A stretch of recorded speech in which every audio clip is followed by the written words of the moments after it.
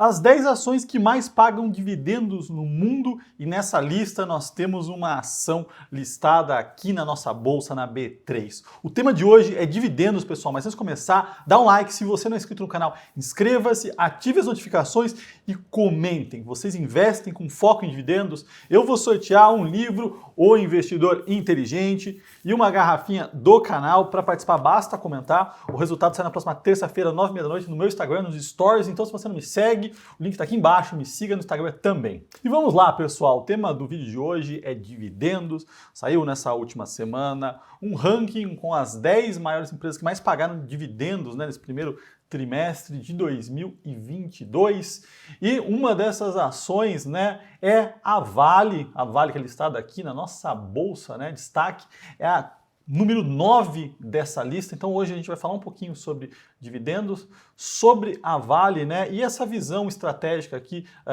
que uma empresa um pouco fora do convencional, que paga dividendos, pode fazer dentro de uma carteira. Então, vamos lá, né? A empresa número 1 é a BHP, então australiana aí, mais uma empresa do setor de mineração, né? Duas empresas do setor nesse ranking chama atenção. A Vale é a nona, como eu falei, mas a número 1 dentre as emergentes. E quando a gente pega esse ranking de forma geral, né? Novartis segundo, Maersk em terceiro, Roche, Microsoft, Siemens, ExxonMobil, AT&T, Vale e Apple, tá? Esse ranking é composto em valor monetário, tá? Então, no volume financeiro dessas empresas, de quanto elas pagaram, e não especificamente em yield, né? Porque pode ter uma empresa pequena que deve pagar um dividend yield maior do que essas, mas a gente está falando aqui de volume financeiro. E quando a gente fala de Vale, né? Eu peguei o gráfico aqui de 2022, do início do ano para cá, Vale subindo 8%. Índice Bovespa subindo quase 8, então sem nenhum grande diferencial aqui, mas quando nós pegamos aqui um período maior, 5 anos, a gente vê essa diferença, né? 214% versus 78%. E o que a gente consegue ver nesse gráfico aqui? Que a partir de 2020 existe um descolamento muito forte da Vale em relação ao índice, né? Então isso aqui chama atenção. Pessoal, como de costume, todos esses gráficos, essas tabelas, eu deixo no meu canal do Telegram, tá? Então se você não faz parte, entra lá, o link está aqui embaixo, já vai acompanhando o vídeo com os gráficos. E da BHP, né, da australiana, a gente vê esse mesmo movimento aqui a partir de 2022. Logo depois da pandemia, a gente vê esse rally continuando, né? Então a empresa estava aqui sendo negociada próxima a $30, e hoje na casa aqui quase dos 45, tá?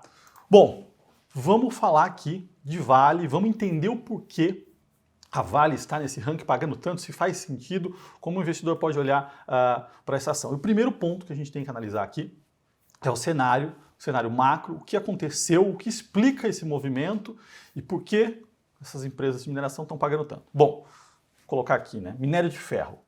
A gente vê o quê? O minério de ferro sempre negociado ali entre 80 a $90, pré-crise, né, de 2020. Não fugia muito desse range, né? E a gente vê o quê?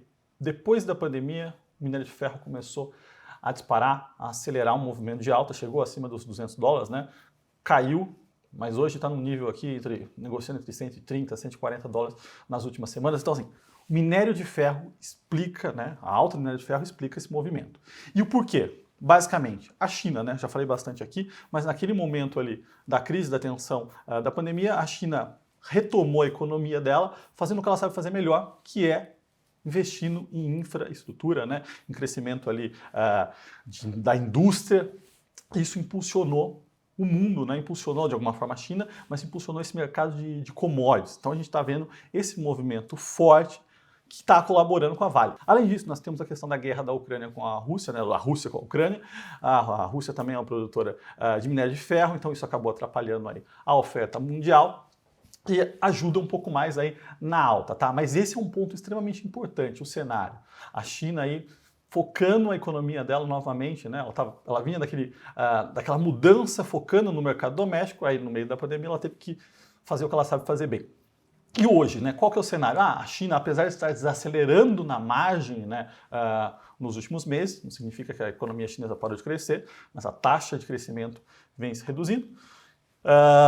ainda continua impulsionando esse mercado, né? A gente vê aqui esse gráfico aqui, que são o investimento em ativo fixo, né? Então a gente está falando aqui de fato em economia real, em indústria, continua ainda crescendo, né? No último mês aqui, ainda próximo de 7%, acumulado nos últimos 12 meses.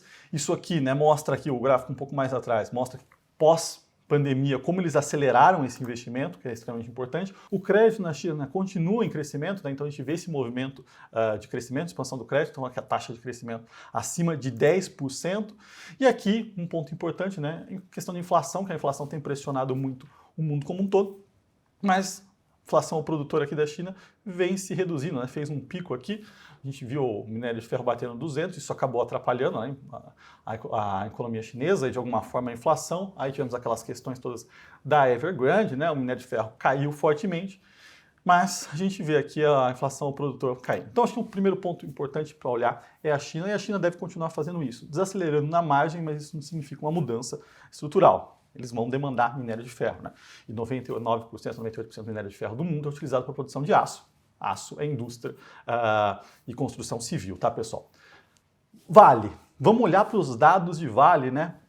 O resultado aqui do primeiro trimestre de 2022 mostra, né, que o crescimento ainda continua forte, apesar do câmbio ter caído um pouquinho, isso acaba atrapalhando, né? Porque é uma empresa que receita em dólar, mas é basicamente exportação, o custo é muito local, né? O custo é muito em real, então ela tem uma alavancagem operacional, mas a variação do dólar nesses últimos meses acaba reduzindo um pouquinho.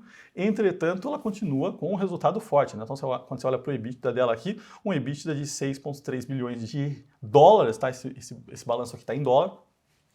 Usualmente a gente olha para Vale em dólar. Lucro líquido de quase 4,5 bi, né? Então é uma porrada aqui. E quando a gente olha para 2021, né, para ter ideia da foto de quanto aquele aumento do minério de ferro trouxe para a Vale, a gente vê essa porrada, né? Então o EBITDA aqui de acima de 31 bilhões de dólares e um lucro de 22. Então a Vale crescendo, conseguindo entregar na última linha, né? O minério sobe, dolarizada, basicamente grande parte do custo em real, alavancagem, isso vai tudo para a última linha, gera muito caixa e acaba impulsionando esse movimento, né, de distribuição de dividendos. Por isso que a Vale está nesse ranking. Bom, mas olhamos para os números aqui da Vale, mas a Vale está barata. Faz sentido investir na Vale, ter a Vale na carteira? E quando a gente olha aqui para métricas rápidas aqui, estou pensando num EBITDA próximo a 30 bi de dólares em 2022, um pouquinho abaixo de 2021, né, sendo conservador aqui, dado possíveis variações no dólar aqui, colocando 15 bi de dívida, né, colocando todas as provisões, a gente tem aqui um EV/EBITDA próximo a 3,4 vezes esse ano, né? Então, ou seja, é bem descontado. Estamos falando aqui de uma empresa que negocia a 3 vezes EV/EBITDA no ano corrente, né? E quando a gente fala de dividendos, né? Ela fez aquela distribuição de 3,4 bilhões de dólares no primeiro trimestre de 2022, mas vamos olhar para o yield, né? Porque o ranking foi feito em cima do valor monetário. O yield faz sentido? Vamos pegar 2021. A Vale distribuiu de dividendos e fez de recompras, que é de alguma forma equivalente, né? Porque aumenta seu percentual sobre o todo da empresa, 23 bilhões de dólares, tá? Quando você pega versus um market cap médio aí, próximo a 88 bi de dólar, você está falando que o dividend yield, né, considerando as recompras, o aumento da tua posição, foi de 26,1% no ano. Uma porrada. Então não é só o valor monetário que foi importante, né, mas sim o dividend yield como um todo aqui em 2021 foi muito forte. A questão é, está descontado, está barato, paga um baita de um dividendo, é estratégica, né, porque é uma empresa exportadora, tem hedge em dólar, acaba sendo interessante ter uma empresa dessa para diversificar dentro de uma carteira do portfólio, mas o ponto é olhar para o lado dos dividendos, né? São dividendos extremamente altos, né? Mas são extraordinários. A Vale, recorrentemente, não paga dividendo, é uma empresa cíclica.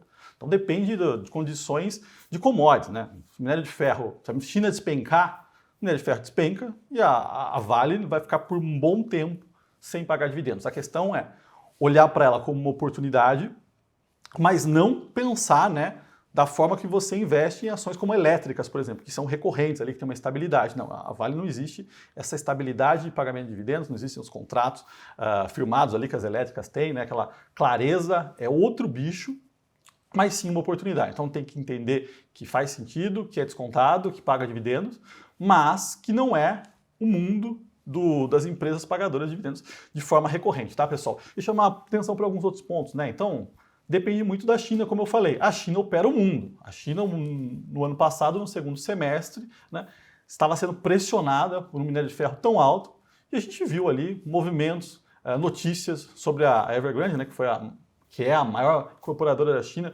poderia quebrar, que ninguém salvaria, e a gente viu o minério caindo de 200 para 100 dólares, que não é muito usual, né, no mercado. Então, assim, a China sabe operar muito bem o mundo, então traz volatilidade para essa ação, mas isso não significa que estruturalmente a China vai mudar, tá? É muito mais trazer essa visão que existe, essa volatilidade, mas que o fundamento, na minha visão, continua. Eu acho que a China continua crescendo, impulsionando, ou pelo menos aí segurando esse mercado de commodities, tá? Bom, como eu falei, né, tem sorteio de garrafinha e livro, é só comentar. Se você gostou desse vídeo, dá um like, se inscreva e até o próximo.